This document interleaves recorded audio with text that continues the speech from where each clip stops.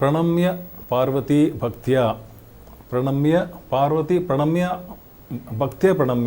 പാർവതി ദേവി ഭക്തിയോടുകൂടി വിനയത്തോടുകൂടി പ്രണമിച്ചുകൊണ്ട് ശങ്കരം പരിപ്രച്ഛതി.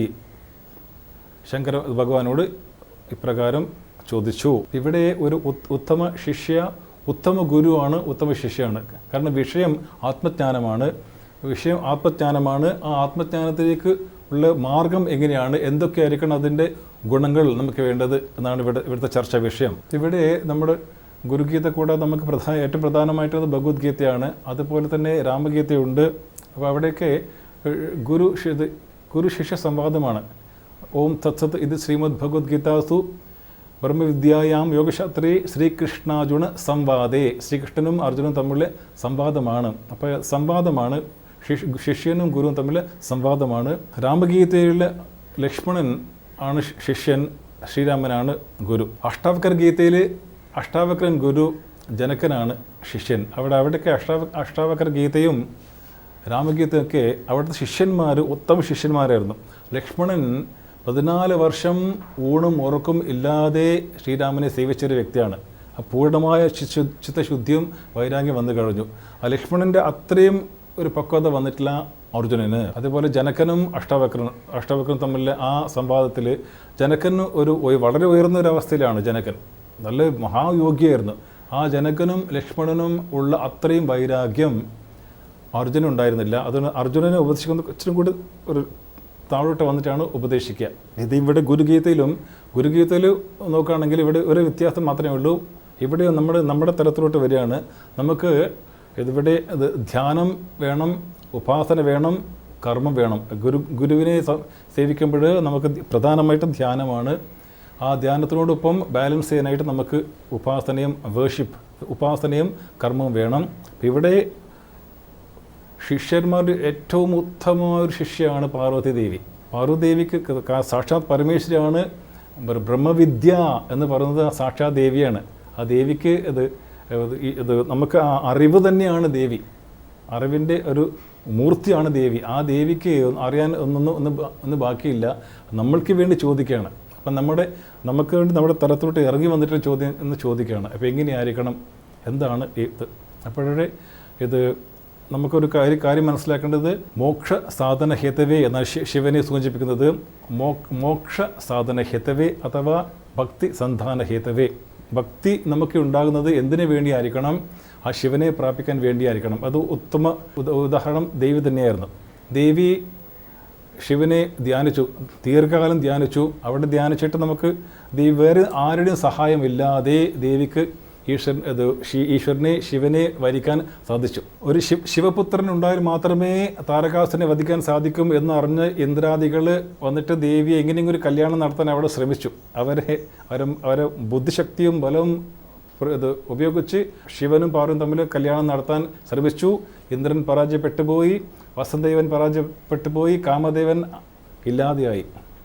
അവിടെ അങ്ങനെ ഇത് നമുക്ക് അവിടെ നല്ലൊരു അമ്മ പഠിക്കുന്നൊരു പാഠമാണ്. നമുക്ക് അമ്മയെ സമീപിക്കണം. നമുക്ക് ആരുടെയും ആവശ്യമില്ല, നമുക്ക് നേരിട്ട് പോകാന്നേ ഉള്ളൂ. കാരണം പരമശിവൻ എല്ലാവരുടെയും ആണ്. പരമശിവൻ മക്കളെ ഞാൻ ലോകപിതാവാണ്. അപ്പോൾ എനിക്ക് നിങ്ങൾ come to me directly, don't come through anybody else. വേറെ ആരെയും ആശ്രയിക്കേണ്ട ആവശ്യമില്ല. ഞാൻ എല്ലാവർക്കും ഉള്ളതാണ് ഞാൻ ഇത് പരമേശ്വരൻ പറയാണ്. അതുപോലെ അമ്മയും പറയാണ്, മക്കളെ ഞാൻ ഇത് ലോകമാതാവാണ്, ഞാൻ എല്ലാവരുടെയും അമ്മയാണ്, കം ടു മീ ഡയറക്ട്ലി എന്ന് പറയാണ്. കാരണം അത് അവിടെ സൂചിപ്പിക്കുന്നത് ഇന്ദ്രനും വസന്തദേവനും കാമദേവനും പാർവതിയെ ശിവന് കൊണ്ടുവരാൻ സാധിച്ചില്ല. അവസാനം എന്ത് പറ്റി? ഭക്തി കൊണ്ട് പ്രണമ്യ പാർവതി ഭക്തി കൊണ്ട് മാത്രമേ ശിവനെ നേടാൻ പാർവതിക്ക് സാധിച്ചിട്ടു. നമ്മൾക്കൊരു പാഠം പഠിപ്പിച്ചാണ്. വലിയൊരു പാഠമാണ്. ഈശ്വരനെ ഭക്തി കൊണ്ട് മാത്രമേ നേടാൻ സാധിക്കുള്ളൂ, വേറെ എന്തുകൊണ്ടും ഈശ്വരനെ നേടാൻ സാധിക്കില്ല. ഇവിടെ വേണ്ടത് പരമഭക്തിയാണ് എന്നാണ്. അവിടെ ഇത് പിന്നെ ഒരു ശ്ലോകം പറയുന്നുണ്ട്. യസ്യ ദേവേ പരാഭക്തി യഥാ ദേവേ തഥാ ഗുരൗ തസ്യേതേ കഥിതാ ഹ്യർത്താ പ്രകാശന്തെ മഹാത്മനഃ. ഈ നമ്മൾ ശാസ്ത്രങ്ങൾ മനസ്സിലാക്കണമെങ്കിൽ എപ്രകാരമായിരിക്കണം നമ്മുടെ മനസ്സ്?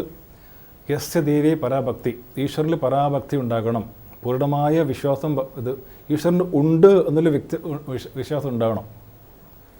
അതൊരു നല്ല ഉദാഹരണം പറയാം. അപ്പം ഇത് ഒരു ഐസക് ന്യൂട്ടൺ അന്ന് തോട്ടത്തിലിരിക്കുകയാണ്. തോട്ടത്തിൽ നിന്ന് അദ്ദേഹം തലയിൽ ഒരു ആപ്പിൾ വീണു. അപ്പോൾ ആപ്പിൾ വീണു. അപ്പോൾ അതായത് എന്ത് ചെയ്തു, ഇപ്പോൾ നമ്മൾ ഇപ്പോൾ ഞാൻ അവിടെ തോട്ടത്തിലിരിക്കുകയാണെങ്കിൽ എൻ്റെ തലയിൽ ആപ്പിൾ വീണാൽ ഞാൻ ആപ്പിൾ എടുത്ത് തുടച്ചിട്ട് കഴിച്ച് മിണ്ടാതെ പോകും. ഇതെന്താ എല്ലാം താഴോട്ട് വീഴുന്നുള്ള ചോദ്യം എൻ്റെ മനസ്സിലുണ്ടാകില്ല. ഐസക് ന്യൂട്ടൺ ഒരു നല്ല പക്വത വന്നൊരു വ്യക്തിയായിരുന്നു. അദ്ദേഹം തലയിൽ വീണ്ടും നന്നായിട്ട് നോവി തുടച്ച് കഴിഞ്ഞാൽ ചോദിച്ചു, ഇതെന്താ എല്ലാം താഴോട്ട് വീഴുന്നത്, എന്തുകൊണ്ട് ഇത് മുകളിലോട്ട് പോകുന്നില്ല? ഈ ചോദ്യം നമ്മുടെ മനസ്സിലുണ്ടാവില്ല. ഒരു പക്വത വന്നു. അപ്പം നമ്മുടെ അന്നത്തെ അദ്ദേഹത്തിൻ്റെ കൂട്ടുകാർ അദ്ദേഹം കളിയാക്കിയിരിക്കുക, വലിയ സയൻറ്റിസ്റ്റ് ആകാൻ പോകണമെന്ന് കളിയാക്കി കാണും. അതൊന്നും ഒരു കൂട്ടാക്കില്ല. അദ്ദേഹത്തിൻ്റെ മനസ്സിൽ ഒരു ചിന്ത മാത്രമേ ഉള്ളൂ, എല്ലാം താഴോട്ട് വീണമെങ്കിൽ ഈ താഴോട്ട് വലിക്കുന്ന ഒരു ശക്തി ഉണ്ടാകും. ഒരു വിശ്വാസം ആദ്യം വന്നു. ആ വിശ്വാസത്തിൻ്റെ ഇതിൽ പിന്നെ ആടാൻ ആ റിസർച്ച് തുടങ്ങിയത് ലോ ഓഫ് ഗ്രാവിറ്റേഷൻ കണ്ടുപിടിച്ചത്. അപ്പം അതുപോലെ ഈ പ്രപഞ്ചത്തിൽ പല ശക്തികളുണ്ട്. ഈ പല ശക്തികളെ നിയന്ത്രിക്കുന്ന ഒരു പരാശക്തി ഉണ്ടാകും. ഒരു വിശ്വാസം, ഉറച്ച വിശ്വാസം വന്നിട്ടാണ് ആ ശക്തി എന്താണ് എന്നറിയാൻ വേണ്ടിയാണ് ഗുരുവിനെ സമീപിക്കുന്നത്. അതാണ് ഇവിടെ ഭക്തി സന്താന ഹേതവേ എന്ന് പറയാനുള്ള കാരണം. ഭക്തി നൽകുന്ന ആ ശക്തിയാണ് പരമശിവൻ. അതുപോലെ തന്നെ മോക്ഷ സാധന ഹേതവേ, മോക്ഷം കിട്ടാനായിട്ട് എന്തൊക്കെ ആയിരിക്കണം നമ്മുടെ സാധന, അത് നൽകുന്ന വ്യക്തി, ആ ശക്തിയാണ് പരമശിവൻ. ഇപ്പോഴത്തെ മോക്ഷം നമ്മൾ നേരത്തെ പറഞ്ഞതുപോലെ അമേരിക്കയിൽ പോകണമെങ്കിൽ നമുക്ക് ആദ്യം പാസ്പോർട്ട് വേണം, വിസ വേണം. പിന്നെ നമ്മൾ ആദ്യത്തെ ഘട്ടം നമ്മൾ ഇവിടുന്ന് കാറിൽ കയറി എയർപോർട്ട് വരെ പോകണം. പിന്നെ എയർപോർട്ട് പോയി പിന്നെ അവിടുന്ന് ഒന്നാമത്തെ ഫ്ലൈറ്റ് ഇവിടുന്ന് ബോംബെയിലേക്കോ അവിടെ നിന്ന് ഇങ്ങോട്ട് പോകണം, അല്ലെങ്കിൽ ദുബായിലേക്ക് പോകണം. പിന്നെ അവിടുന്ന് ഒരു കണക്റ്റിംഗ് ഫ്ലൈറ്റാണ് ദുബായ് ടു അമേരിക്ക. അപ്പോൾ ഇങ്ങനെ ഘട്ടങ്ങളുണ്ട്. ആദ്യം അപ്പോൾ നേരത്തെ എക്സാമ്പിൾ ഞാൻ മുമ്പ് പറഞ്ഞു. അപ്പോൾ നമ്മൾ അമ്മയുടെ കൂടെ അമ്മ യാത്രയേക്കാൻ അമ്മയുടെ കൂടെ പോവാണ്. അപ്പോൾ ഒരു റെഡ് സിഗ്നൽ വന്നപ്പോൾ ഒരു വ്യക്തി വന്ന് നമ്മൾ ചോദിക്കുകയാണ്, അമ്മ ഇങ്ങോട്ട് പോവാണ്, അവർ അമേരിക്കയിൽ പോകണമെന്ന് പറയും. അപ്പോൾ വാസ്തവം നമ്മൾ പോകുന്ന എയർപോർട്ടിലേക്കാണ്, അമ്മ പോകുന്ന എയർപോർട്ടിലേക്കാണ്. പക്ഷെ നമ്മൾ പറയുന്നത് അമ്മ അമേരിക്കയിൽ പോവുകയാണെന്ന് പറയുമ്പോൾ ആദ്യം എയർപോർട്ടിൽ പോകണം. എയർപോർട്ടിൽ നിന്ന് പിന്നെ ആദ്യം ഫസ്റ്റ് ഫ്ലൈറ്റ് ട്രിവാൻഡ്രം അല്ലെങ്കിൽ തിരുവനന്തപുരം അല്ലെങ്കിൽ കൊച്ചിൻ ടു ദുബായ് അല്ലെങ്കിൽ എമിറേറ്റ്സ് അവിടെ പോയി അവിടുന്ന് പിന്നെ കണക്റ്റിംഗ് ഫ്ലൈറ്റ് ആയിരുന്നു. അങ്ങനെ ഘട്ടങ്ങളുണ്ട്. അതുപോലെ നമ്മുടെ സാധനയിലും നേരിട്ടങ്ങനെ ഈശ്വരനെ സമീപിക്കാൻ സാധ്യമല്ല. നമുക്ക് ഘട്ടങ്ങൾ, ആദ്യം കർമ്മ, പിന്നെ ഉപാസന, പിന്നെ ധ്യാനം, ക്രമേണ ഘട്ടം, ഇത് പടിപടിയായിട്ട് നമ്മൾ ഈശ്വരനെ സാക്ഷാത്കരിക്കുക. അവിടെ അതാണ് മോക്ഷ സാധന ഹിതവേ. മോക്ഷത്തിലേക്ക് പോകുന്ന എന്തൊക്കെയായിരിക്കണം സാധനങ്ങൾ, അത് വളരെ വ്യക്തമാക്കി തരുന്ന എന്നാണ് പരമശിവൻ എന്നാണ് ഇവിടെ സൂചിപ്പിക്കുന്നത്.